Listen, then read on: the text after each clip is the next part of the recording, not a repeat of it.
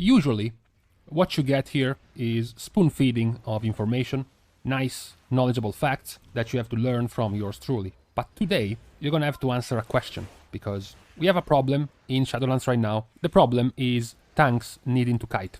A lot, in many keys. Why? How do we fix this? What's the issue? In this video, we're going to go over what exactly has been happening in Shadowlands in Mythic Plus, given how quickly tanks had to have been forced to start kiting mobs. We're gonna go over each and every tank and why exactly are they good or not good right now in this very specific meta. Certain tanks are much better than others in other situations. It's just that when you put them in this little close situation of go in, use the CDs and run, some tanks are going to come out much more ahead than others. So we're going to go ahead and look at how exactly things have shaped up in Shadowlands. I don't know if you are aware, I don't know what level of keys you have been doing, if you have gone high enough to actually see this happen more and more often, but right now, the general playstyle of a tank in Mythic Plus is that he's going to pull a pack, or more likely a couple of packs together, use most of his cooldowns, and once the cooldowns are off, once the cooldowns are gone, if he has a healer like a Brewmaster Monk, yeah, right, Brewmaster Monk, a Discipline Priest, using a strong cooldown like Pain Suppression, once that is gone as well, the tank is going to bail. He's going to run away and just wait for the DPS to just clear all the mobs. We have reached a situation where mobs are doing so much damage that basically tanks cannot deal with all the damage that is being done pack by pack, trash pool by trash pool, with the cooldowns they have available. Even without extra pulling, don't think about some sort of MDI meta where only the highest levels of keys make this happen. You're going to be seeing this even at 14 or 15 keys, not 20 and 21 that are being cleared right now. The actual question, obviously, is, should this happen? Is this normal? Is this expected? Let's say you enter a group for a Mythic plus 15. It gives you 210 item level, and then your tank is 215. So the tank literally is not going to need a single piece of gear from this dungeon. There are 0 upgrades. The tank is literally stronger than the loot given in the dungeon. Yet he cannot stay and face tank a tough pull for more than 20 seconds flat before he has to run away. What's the punchline? The punchline is the weak isn't even fortified. It's tyrannical and he still has to run away. This seems a little bit weird, right? The time, you know, let's just say the breaking point in where the tank has to start bailing like pussies seems to have been lowered compared to BFA, and even more so compared to Legion. This type of thing was a thing since Legion. It was a problem since Legion, but only when you got into the higher keys, only when you scaled late and later enough into the expansion. Not this early, not 1 month in the expansion. Basically every tank you see is doing this. When you think about it for a second, DPS healers and tanks have their checkpoint that they need to hit. A healer needs to be able to hit the point where they can heal a certain fight, be it a trash pack or a boss. The DPS has to hit a certain point where they have the damage to kill a pack, a particularly tough fortified pack or maybe a particularly tough tyrannical boss. The checkpoint for a tank, we can say it's being able to face tank, being able to take the damage from the mob he's in combat with without having to run away, because he cannot take it. It means he's not passing the check. The problem we are seeing is that healers are perfectly capable of healing a plus 15. They don't need any extra help. They don't need a balanced druid to go restoration affinity and a help off healing in a boss because there is just too much. They don't need constantly to have people with potions, health potions and help themselves like this, or use their defensives correctly, or even Warlock being meta because you absolutely need a Hellstone. Healers can just go by fine in a 15 tyrannical. DPSers, same thing. They have 200 and let's just use 215 item level as a benchmark. A 215 group of DPS is going to have no problem dealing even with the harder tyrannical bosses at 15. So the question is, why can't tank do the same thing? A healer can heal just fine at 15, a DPS can DPS just fine at 15, but the tank has to start his own minigame with the dungeon where he's playing tag and after 10 seconds he has to run away. It seems like the breakpoints for every role are a little bit skewed right now. Tanks have hit their breakpoint much faster than healers and DPSers. And you could say, well, Aizen, my lord, if a DPS can't hit the breakpoint, then the key is over. It's not that he can magically make more damage appear. If the healer can't hit the healing point, then the key is over, because you just keep dying. Whereas if the tank can't hit the tanking point, he can just run away. So at the very least, he always has the option, right? Well, yes, but remember, I'm talking about plus 14, 15, 13, 16, not the absolute high end. These are keys where DPSers don't even need to flask, they don't need to pre-pot for a boss, they don't need to have the correct legendaries or talents, the healers are not using their potions. So I'm not talking about the perfect performance of healers at DPS or the perfect preparation of healers and DPS. They can still do just fine. Tanks cannot. So looking a little bit deeper into this problem, let's talk about why, in this problem, Vengeance Demon Hunter has over a 40% representation in keys higher than 15.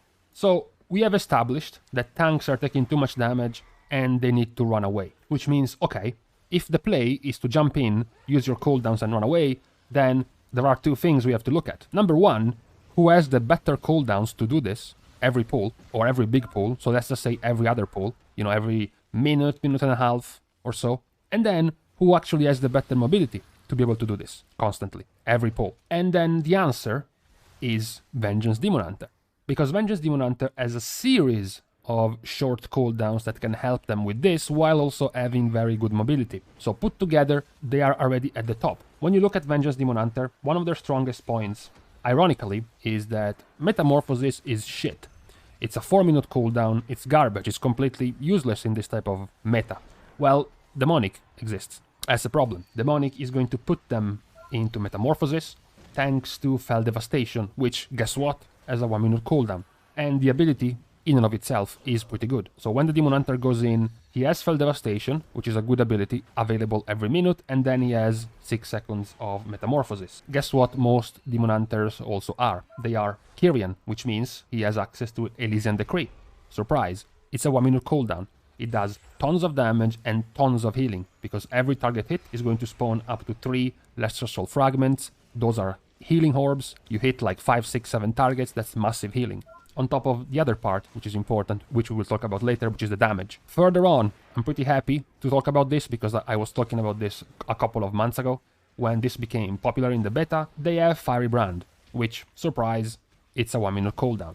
A couple of months ago, all the rage was for Razelik's Defilement, because Soul Cleave reduced the cooldown of your sigils, Elysian Decree counted as a sigil, which you could get a massively reduced cooldown on Elysian Decree. On top of this, you also had the Conduit, which allowed you to double hit, essentially double explode Elysian Decree every time, meaning even more damage, even more lesser souls, even more healing. And this was a very YOLO build for Vengeance. Tons of damage because it allowed them to keep Spirit Bomb. Very important. So a couple of months ago, I highlighted the fact that Demon Hunters can also go Agonizing Flames, Burning Alive, and Charred Flesh. Longer duration on Immolation Aura, plus Immolation Aura is going to increase the duration of your Fiery Brand, plus every 2 seconds Fiery Brand is going to spread to another enemy.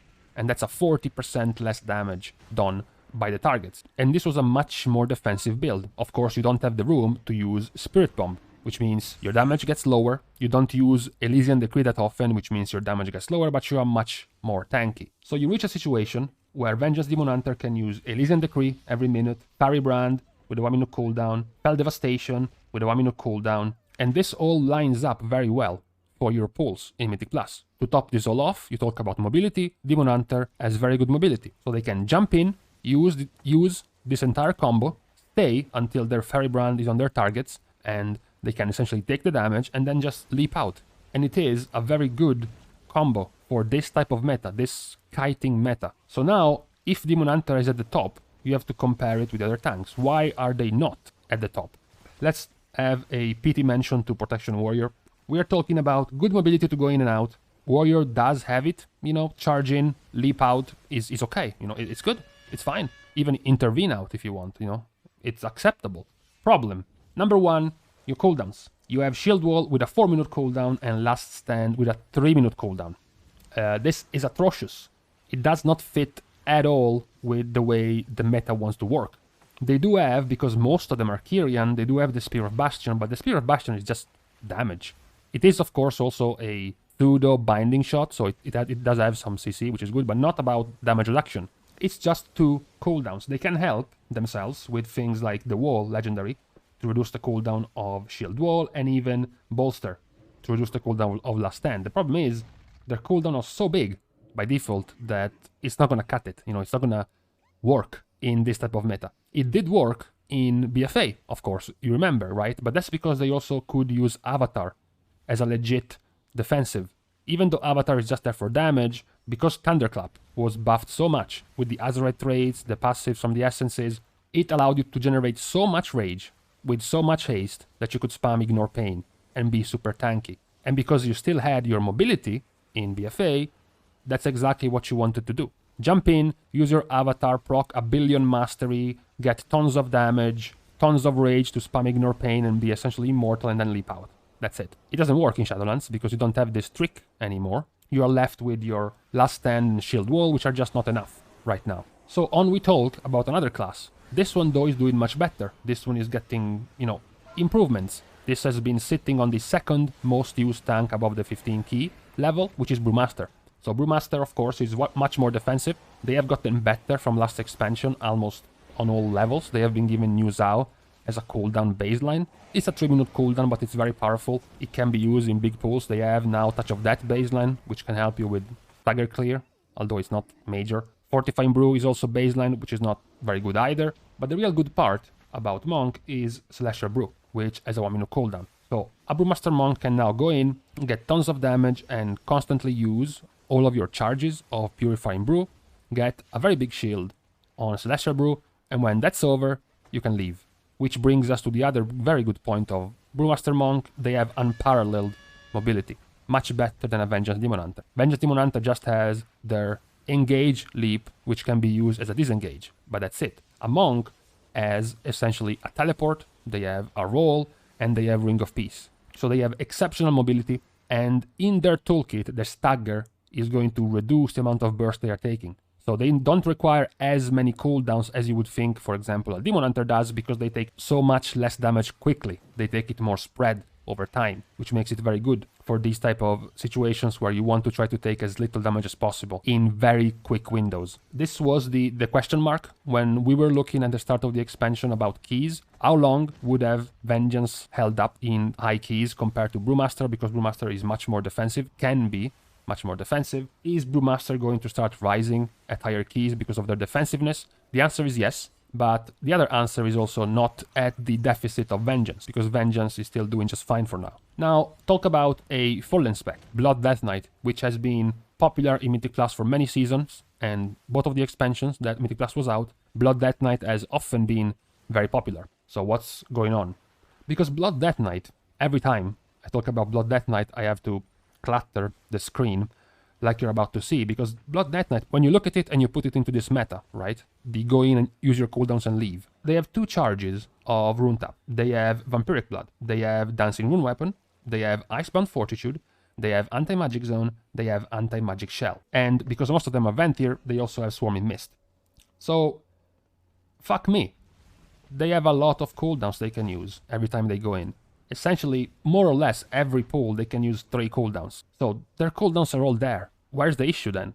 Of course, one of the issues is that these cooldowns are not all-encompassing. They don't reduce all of your damage. The Anti-Magic Zone and Shell are just for magical damage. Dancing Rune Weapon is just gonna give you parry. And Swarming Mist is gonna give you more resources, but not really less damage taken. Your resources are still gated by your rune generation, your runic power generation, and your haste to be able to actually use the stuff, as well as Vampiric Blood giving you more health and healing taken, but not damage reduction. The only proper damage reduction are your Rune Tap and your Icebound Fortitude. So they are a little bit more tricky to use for all different pools, all different packs, depending on physical and magical damage. So it requires a little bit more knowledge about the dungeon, knowledge about the pools, the damage you can take. So it requires more expertise as a tank. And the other problem, which might be much bigger than this, is that they are slow as fuck. They have terrible mobility. The only thing they can use is their slow on their Death and Decay, and that's it. Their ability to kite is pretty poor, despite the wide and vast amount of cooldowns. Then we have Paladin. Paladin that has kept falling in popularity at keys higher than 15. It's been passed by Monk for now 3 weeks, approaching the 4th week in a row, basically a month where they have been passed, and Guardian Druid is now getting close. They are still a very popular spec. If you look at all the keys higher than 10, or the 10 to 14 bracket, which is the bigger, they are still the 2nd most popular spec, and it gets close to Vengeance Demon Hunter as well, so still very played. But the problem of Protection Paladin is similar, but not as terrible as Protection Warrior. Because Ardent Defender on a 2-minute cooldown and Guardian of Ancient Kings on a 5-minute cooldown are terrible for this meta. You can add in something like Blessing of Protection or Divine Shield, same problem. Their cooldowns are too big, too large. You can't reliably use them every other pull. And even then, Ardent Defender is not that good of a cooldown anyways. Most of them are Kyrian, so they can use Divine Toll every minute, which is good, but amongst all of the specs, Red Paladin and Holy Paladin get much better use out of Divine Toll than Paladin, than Protection Paladin. Even one with First Avenger giving you an Absorb Shield is still not as powerful as the other Paladin specs. One of the main issues of Prot Paladin is that not only do they not have powerful cooldowns to use at every turn, but also the fact that they have to use Holy Power for both of their active mitigation. So if they want to get armor, they have to use Holy Power, and then it means they don't have the Holy Power for healing, which is Word of Glory.